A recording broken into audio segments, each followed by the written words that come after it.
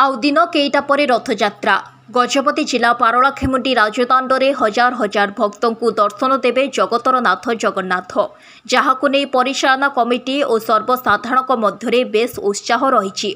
उपयुक्त समय मध्य तीन रथ निर्माण शेष करने को लगी पड़ी महारणा और चित्रशिल्पी।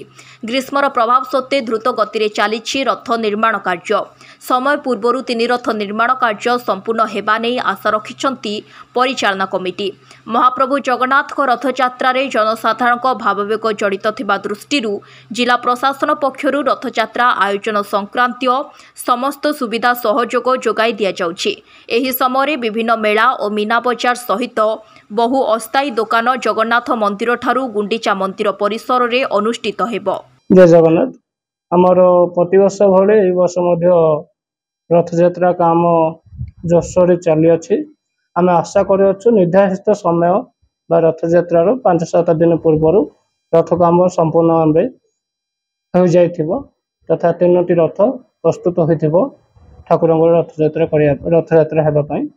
आ सेथि महाराणा आमर लागिचंती ता सहित मिस्त्री अछंती आ ता सहित लेबर आछंती समस्त सकाळु संध्या पर्यंत रही रथ जेभली सुरखुरे हो पारिबो आमर नुआ काठ मध्य आसी जाई अछि।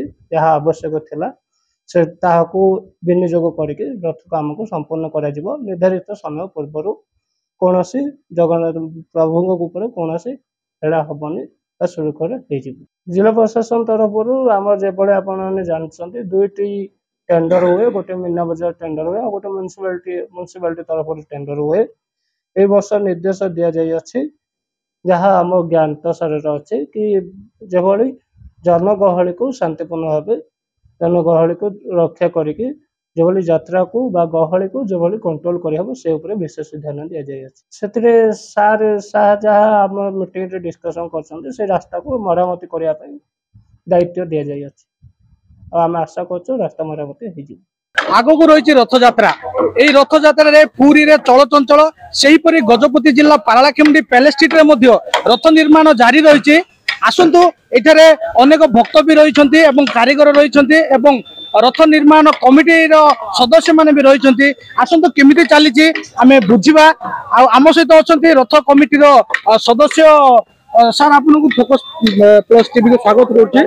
सर केमिति चलची रथ निर्माण पारलाखेमुंडी रथ निर्माण दोसर चलची वर्तमान शेष पचार पहुंचाणी 75% ऑलरेडी हे सालानी।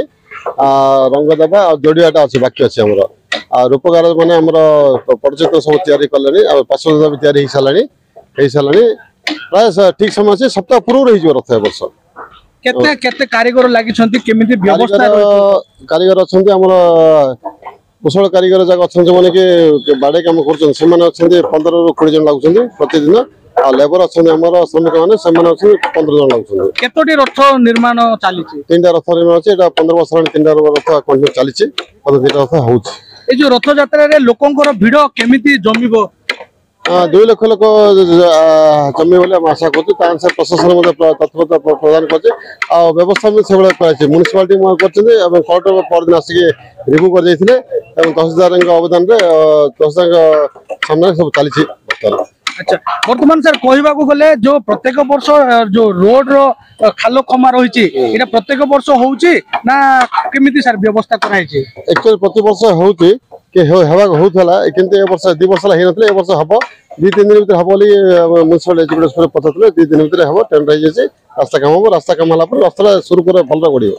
इटी जो रथ यात्रा बेले आंध्र मध्ये पाखापाखि आंध्र मध्ये बहुत भीड़ जमे ता प्रति शांति श्रृंखला पाए बोली कोन कोन व्यवस्था कोन एमि प्रशासन तरफ कराई छी?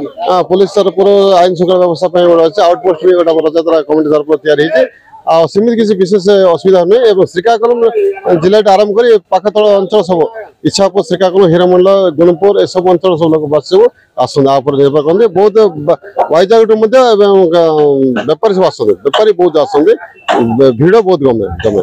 निश्चित भाव में शुणुले ये जो लोक जनगहली पूर्ण होता है प्रति प्रशासन ध्यान देव एवं भक्त मान प्रत्येक दर्शक मान आम टीवी माध्यम आम जनाऊँ कि अनुरोध करुचु जेपरी शांति श्रृंखला जो यात्राटी हम से प्रति ध्यान देवाई आम अनुरोध करुचु। गजपति जिलूर सुमंत घंटों रिपोर्ट फोकस प्लस।